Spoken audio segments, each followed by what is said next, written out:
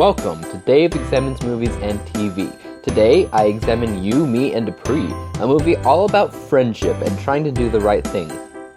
So let's ask ourselves if watching You, Me and Dupree is the right thing to do. Should we invite this movie into our home, or leave it on the streets to die? Hi, I'm Dave, and I created DaveExaminesMovies.com. I've been reviewing movies for over a decade, and I believe I've discovered the ultimate method for reviewing film. I've always used a 1 out of 100 star rating, but somehow that was still too biased and inaccurate for my taste. I wanted something so unquestionable that even if you hated something that I loved, you could appreciate my logic, and I found it. I call it Interpreting the Stars, which splits a movie into 10 categories, 5 solid categories that fit any film, and 5 special categories created specifically for the movie at hand. The first 5 categories are people, writing, behind the scenes, narrative arc, and overall entertainment. Each of these categories will have 5 subcategories of their own that ultimately define the star rating of the film. You'll no longer have to ask why a film's rated 76% versus 77. You will now know what each and every star represents. This is Dave Examines Movies and TV.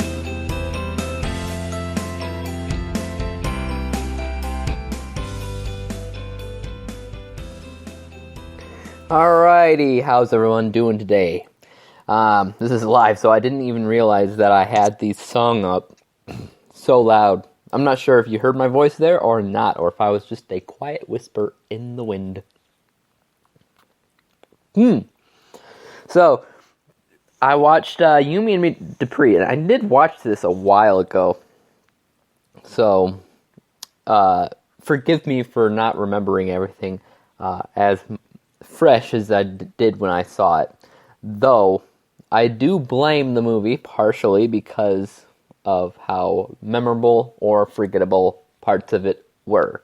And of course, we'll get into that in a little bit. I actually was looking for this movie, but I wasn't. Because in my head, I was picturing, for some reason, Marley and Me when I picked this one out. I've neither seen Marley or Me or You, Me and Dupree, but both of those movies have Owen Wilson and the word me in it somewhere. And I didn't realize when I got this that it was this one instead of the other one. But hey, who cares? I didn't see either one, so let's go ahead and talk about You, Me and Dupree. You, Me and Dupree is a comedy that was released in 2006, starring Kate Hudson, Owen Wilson, and Matt Dillon primarily, and a few other interesting people like Michael Douglas. What IMDb says it's about is a best man, Wilson, stays on as a house guest with the newlyweds, much to the couple's annoyance. Well, can't say that's wrong. I mean, that is correct. It's just really vague, and that's about it, really. Yes, it is about a best man that was at a wedding who is now a house guest because he was homeless, because he's a wild card type of character. Anyways, let's get into it a little bit. So, the way I review things, obviously, categories. The first one is people. And the subcategories here are acting, characters, casting, importance, and chemistry. Yeah, I have some kind of sinus thing going on here, so forgive me. Anyways, first one's acting. Is the acting any good? Can it be better? Well, it's a comedy. Acting's not always their prime objective or anything, so I'd say that the acting is as good as it, I guess, has to be for a dumb comedy, so I would have to say 1 out of 2 stars here. Not much more than that. Pretty basic here, but it is a comedy. I'm not expecting much. So 1 out of 2 stars there. Next one up is characters. Are these memorable characters? Do you remember this movie for the characters? And blah blah blah. No, not really. Owen Wilson doesn't really have a memorable character per se. He's really just being Owen Wilson, to be completely honest with you. The one that makes the most impression would probably be Michael Douglas as the, uptight dad sort of character, but his character wasn't really all that important in the movie. So for the most part, characters is a 1 out of 2. That's not the best score I've ever given a comedy. In fact, it's not that good at all. Characters should be important for comedy. They should be important for pretty much any movie, but especially for comedy. I'm sorry. Characters are 1 out of 2. Next one's casting. Did they cast the right people? Yeah. I think the casting's okay.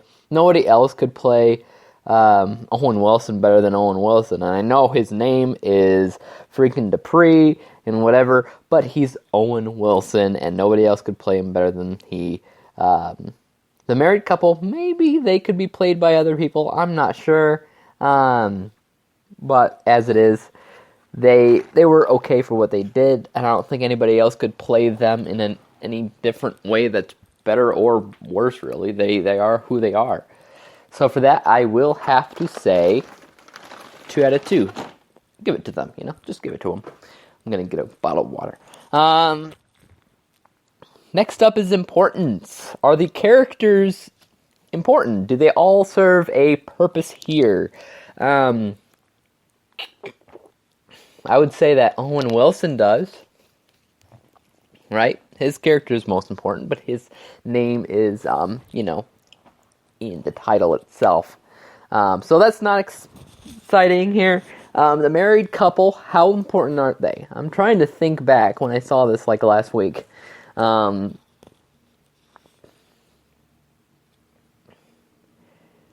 the man and the woman, the married couple, they have jobs and stuff. I can't recall really what they are. I know that the husband works for the father, and he's never good enough for the dad and everything. But they are so forgettable, it's ridiculous. The importance of the dad is clear. The importance of Owen Wilson's character is clear, and that really is about it. Sad to say. So importance is 1 out of 2 stars as well. Moving right along. We have chemistry, which is last. How does everybody work together? Well, even though I think that Matt Dillon and everything, and the married couple, they are kind of forgettable characters in general, they do work well together, and they do work well with Dupree. They work well as an anti-chemistry with Michael Douglas, and everything here looks perfect as far as the chemistry is concerned, and I can't help but give this 2 out of 2 stars. That would give the people category 7 out of 10 possible stars. So that kind of gives you an idea of where this is going. Alright, next up is the writing score. The writing score deals with things like dialogue, how balanced it is, what the story's like, how original it is, and, if it's interesting in general.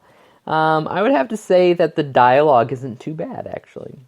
Owen Wilson has a way with words, but not really. He always says the same thing, but it's him, and I don't know. It's like, wow, this is beautiful, wow, and he would keep doing this. But he has a way of being really positive in his speech, in his dialogue. And he brings people's spirits up, no matter who they are. No matter if they're cranky to begin with, or if they're already happy-go-getter, and things like that. He has a way of making people happy. In this movie, he specifically focuses on one person, making them happy, which kind of makes the other people mad at him. So, that's interesting enough to say the least. But I think Owen Wilson owns the dialogue here. I'll go ahead and give it 2 out of 2 stars for that. Is it a balanced movie? No. In this film, it kind of gets lost a little bit. There's so much happening, and it shouldn't be this much because it's a comedy. You have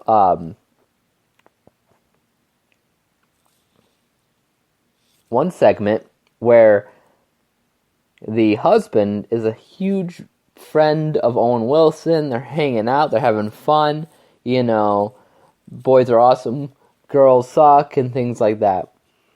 And then it moves on to Owen Wilson and the wife are the best friends, and they're hanging out all the time, and they're talking, and they're whatever, but then the husband hates that because of jealousy reasons and whatnot. And then there's like a third part, and I don't know, I'm not entirely sure what's happening. I kind of lost the connection while watching it, where how one person can go from just loving somebody to hating them. I mean, they're their best friend for their entire life, and then they just hate them. That has to be something substantial. I just didn't catch anything substantial. I mean, you can start out hating somebody and grow to love them. That makes sense for the wife's character, but for the husband, I think it was just trying to be funny, but I just didn't get that part. So for me, I'd say the balance is somewhere in between and say 1 out of 2 stars. How's the story? Well, the story isn't much of anything, really.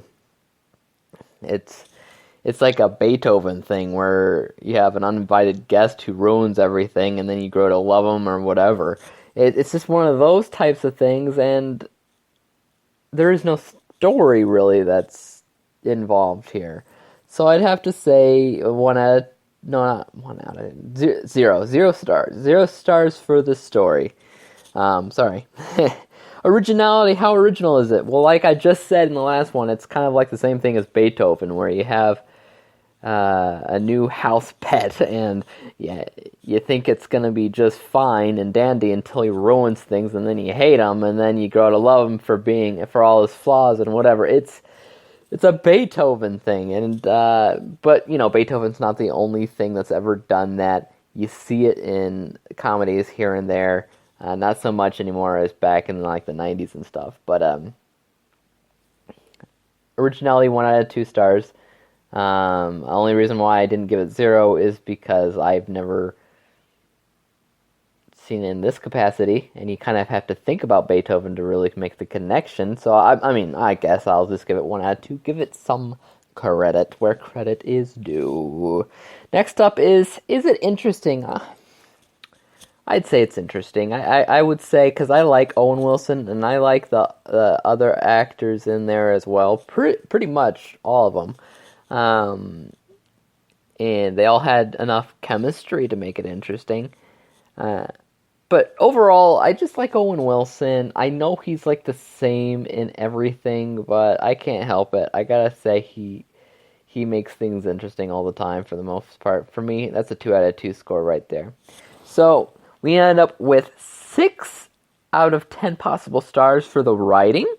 That comes up to a subtotal of 13? 13 out of 20? Yeah, sounds about right. That's where we're at right now. Next up, we're going to talk about the scenes. Behind the scenes. And this is very important. We're talking about visuals, the directing, the editing, the advertisement, and the music. Okay, so we're talking about the visuals first. So visuals, it's a comedy that looks like a comedy, feels like a comedy. It's just a comedy. And what I mean by that is there's nothing visually impressive going on here. I can't think back to one thing that looked really nice while I was watching it. Can't think of anything that looked terrible either. But it's not an impressive movie for visuals or anything like that. So 1 out of 2 stars for that. Pretty typical from what you'd expect from film. Directing, I'm trying to think if this is a script that would be tough to do, and I'm not thinking of a single thing in this movie that would be a challenge to anybody. So as far as directing goes, pretty typical again, nothing that surprises you. 1 out of 2 stars for directing. Next up's editing. Now, was there anything particularly noticeably great there. Thinking back, using my super memory, I can see nothing that stood out or impressed me. Or, of course, looked terrible or anything like that. Once again, 1 out of 2 for the editing. So far we got 1 and 1 and 1. Next one's advertisement. For this, I'm basically going to say that it was as advertised. It was basically what I thought it was going to be. Nothing surprised me here. It was as advertised. So for that, 2 out of 2 stars. Music. Once again, for most films that I rate, it is 1 out of 2 stars, which is no exception here. It is still 1 out of 2 stars, and the only reason why is because nothing is memorable these days as far as music. Sometimes it is, sometimes it's not, but, well, most of the times it's not. Anyways, music is there. It's nothing special, though. 1 out of 2 stars. That brings our BTS score up to a total of 6 out of 10 stars, once again, bringing up our full score thus far up to, I think, 19 out of 30 points, which isn't a great head start. But we're going to keep on going. Our next category, as usual, is the narrative arc, and I like to say this for every review. Remember, the narrative arc is just as important as everything else. When you watch a movie and you feel like something subconsciously is just off about a movie, but you just can't lay your finger on it, it might be the narrative arc, because nobody really thinks about that anymore. So in the narrative arc, you have introduction, inciting incident, you have the obstacles, the climax, and the following action. You've all heard about these back in 5th grade and things like that, and they are important. So we're going to talk about the introduction. The introduction obviously introduced us to you, me, and Dupree, or otherwise known as the married couple and Dupree, and what Dupree means to them, and of course Michael Douglas' character. These all kind of wind together the foundation for the film. So it is character oriented, though I'm not the biggest fan of all of the characters, so take that as you will. So 2 out of 2 stars for introduction. It was exactly what it needed to be. We're moving on. Next one's the inciting incident. This, of course, is when Owen Wilson's character is pretty much living on the streets at this point, and Matt Dillon feels bad for him. This is his best friend, so he invites him to live with him for a few weeks to get him back on his feet. The crossing of the threshold happens when Owen ultimately decides to go ahead and do that. So very obvious thing here, and not hard to miss at all. Inciting incident, 2 out of 2 stars. Way to go. As far as the obstacles are concerned, this is a very physical humor type of role where a guy is kind of immature and just does a lot of fun things instead of what he's supposed to do, though he is a very caring person. So don't discredit him for that. But he does a lot of stuff, and it messes everybody up. That's why the husband likes him. That's why the wife likes him later. And even Michael Douglas' character is fond of him as well. These create obstacles, because when somebody likes him, somebody else doesn't. So, and when somebody else doesn't, crap goes down. So obstacles, 2 out of 2 stars. Nothing here to miss.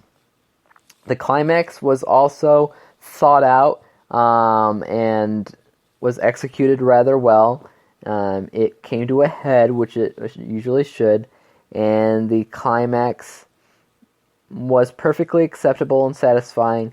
I won't talk about too much because it is a spoiler to talk about the ending, right? Climax, 2 out of 2 stars for that. Falling action, 0 out of 2 stars. These are... I hate it when this happens, but it's the most common thing to be missing in a narrative arc, and that is the falling action. When a movie just ends how it ends. It doesn't think things out. It either ends right as the climax happens, or they just throw something in there really quickly to say things are okay and they've whatever. No, there is no falling action here. Nothing that I would consider a fallen action. I would call this 0 out of 2 stars, meaning the narrative arc score is now 8 out of 10, which brings our number up to 27 out of 40? 27 out of 40? Yeah. Alright, next up is the entertainment score. Now, this is usually where comedies thrive, right? Because comedies never really win awards because the awards always are nitpicking on technical aspects and not doing much more than that. Technical aspects don't usually cover entertainment because entertainment is biased. It's just, it is what it is. It's how people see a movie. Now, if this was a high score, it could bring my score pretty high just because of that. But it is also the hardest category for me to rate. So the first one, the subcategories for entertainment are rewatchability, how fun it is, do you have an impulse to buy it, do you have an impulse to talk about it, and does it suck the audience in?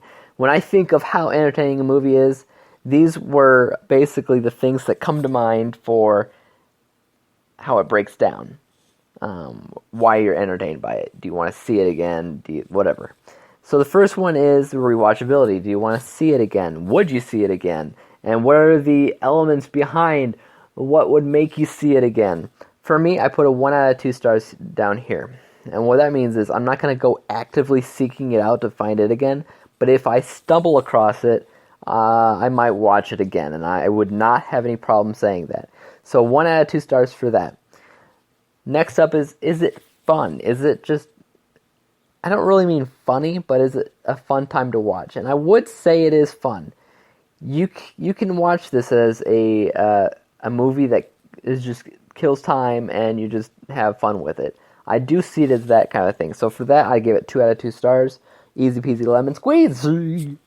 Next up is, do you have an impulse to buy it? After seeing it, do you want to just pre-order it? Do you want to be standing in line when it comes out?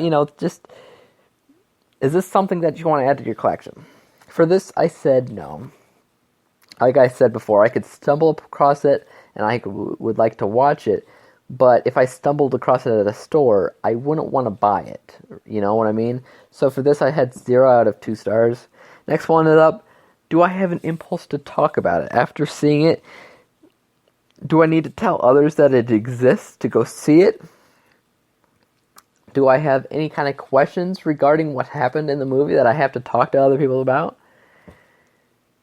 No, nothing in there is like that. It's all pretty typical and all pretty predictable and on all this. So I have to say 0 out of 2 stars for that too.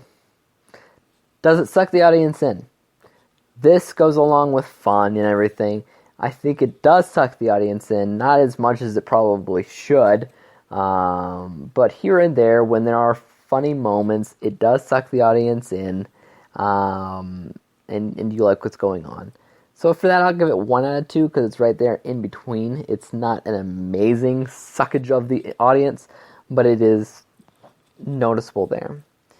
So that brings the total of the entertainment score itself up to 4 out of 10, which would bring, I think we're up to 31 if I'm not mistaken. Yeah, 31 out of 50 total so far, which brings us into the specialty categories. 5 special questions that I wrote before watching Me and Dupree that I had some expectations going in.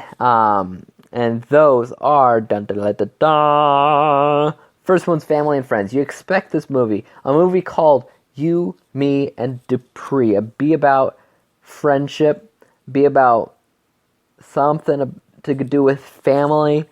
So I put this as family and friends. Does it paint a good picture about what friendship is and what it means and the complications of it? Yeah, I mean, that's what the entire movie's about, in my opinion, is this friendship that's a little bit complicated because everybody's different. And I think, if anything, this was probably the highlight of the entire film. So family and friends, I gave it 10 out of 10 possible stars there. Woot-de-woot-de-woo. And then next special question that I wrote out was, this is a comedy, so how funny is it? Right? You need to know how much you're going to laugh and everything. I can tell you effectively that because I watched this alone, I didn't really laugh. I'm not really a laugh out loud person unless something is, really incredibly funny. I'm pretty lenient on that, though. If I'm chuckling or if in my head I find it funny, I will rate it as I should. And I consider this sometimes funny. Sometimes funny, but sometimes even dramatic and not funny. So as far as the comedy goes, I give it a 5 out of 10. There were some flat jokes that didn't really work too, so 5 out of 10 possible stars for comedy. The next one's up is, well, obviously Owen Wilson's in there, and I like Owen Wilson. Does this movie still make me like Owen Wilson, or is it a surprising performance by Owen Wilson, either good or bad? Does it have all the is it a movie that I would consider one of Owen Wilson's, filmographies, or would I kind of ignore this? I do say that this is a pretty decent Owen Wilson film, especially because he is being Owen Wilson. He's not really being anybody else but Owen Wilson.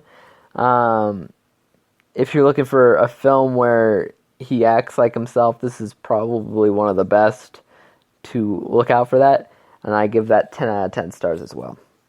The next aspect is it, Me and Dupree. As far as the concept is considered, you are expecting something to do with romance in here, because he is invading on a married couple's home, and that says it right there in the IMDb plot, so you can expect something to do with romance there, since it is about newlyweds. So, how's the romance in Me and Dupree? For this, I said it's not there at all. And the only reason why I said that is because even though these people are married, they don't really act like it. They don't really have that marriage chemistry. They don't... I don't know how to really put it, but this isn't a movie about romance. So it's not really focused on. Owen Wilson's character is in love with this librarian that you never see. But that's about it. So romance, I'm just going to give it 0 out of 10 because there was really nothing to see there. Is it halfway decent? For this, I said 10 out of 10 stars because it is exactly, I think, as it wanted to be. And if it ends up exactly how it wants to be, then I gotta give it credit for that and give it 10 out of 10 stars. Meaning that our total of our specialty categories is 35 out of 50. So that altogether brings up the total score, total starage, up to 66 out of 100 possible stars. So our rating is 66%. That's not the greatest rating in the world. That's actually a little low on my scores. But it's okay. It's like one of those comedies where it's like, alright, I'll watch it kind of a deal. So there you go. There's your rating for Me and Dupree, 66%.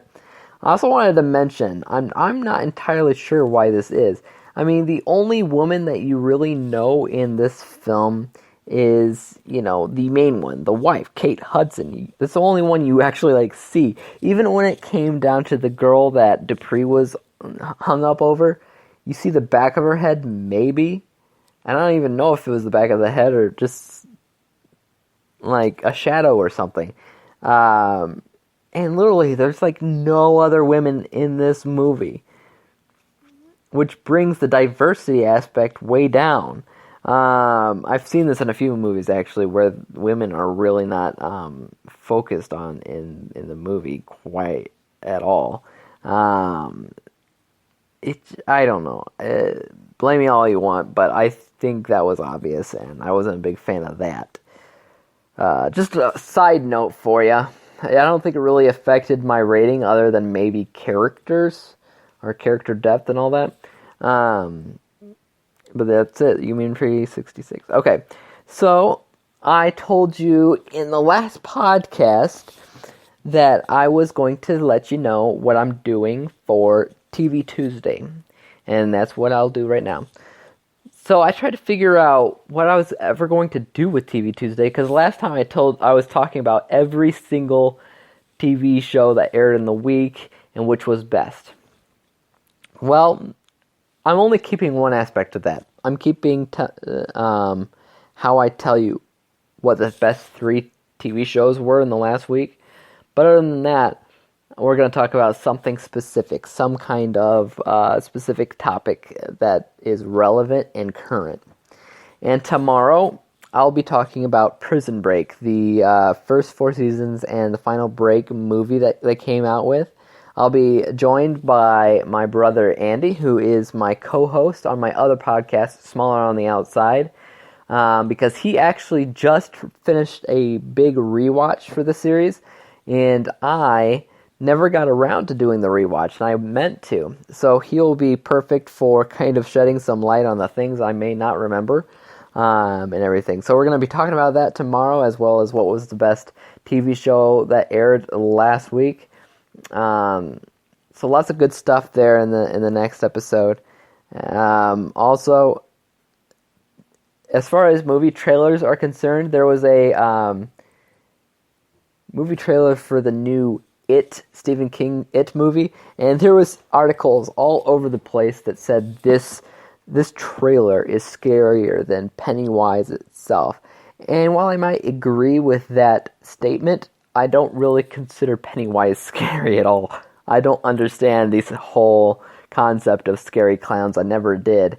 I finally broke down and I watched that first miniseries, It, and I thought it was kind of boring. It was cheesy because it was in the 90s and all. So I'm going to see this one because it was revamped for modern day, so it's probably going to be more relevant for me. But I'm probably still not going to find it really all that scary. But fingers crossed, I actually hope it is. So there's that. Okay, so we're going to end the show here. I'm going to tell you to give me a shout out on Twitter. My username is IAMDWG. That's IMDWG on Twitter. You can find me on Track TV to find out what I'm tracking as far as movies and TVs are concerned. We can compare what kind of movies and TV shows we've seen and how much time we spent on them. Find me on Track TV. My username there is IAMDWG as well. Email me at dave@daveexaminesmovies.com. There, you'll be able to email whatever you want, but also if you feel like submitting a request for a review you would like me to do. And if you do that, the request will be moved up to the top of the list of reviews that I'll be coming out with. So make sure you do that. Also, find my website, daveexaminesmovies.com, my Facebook, daveexaminesmovies.com. I'm everywhere. There's literally no way to escape me. I mean, yeah, there is, but, whatever.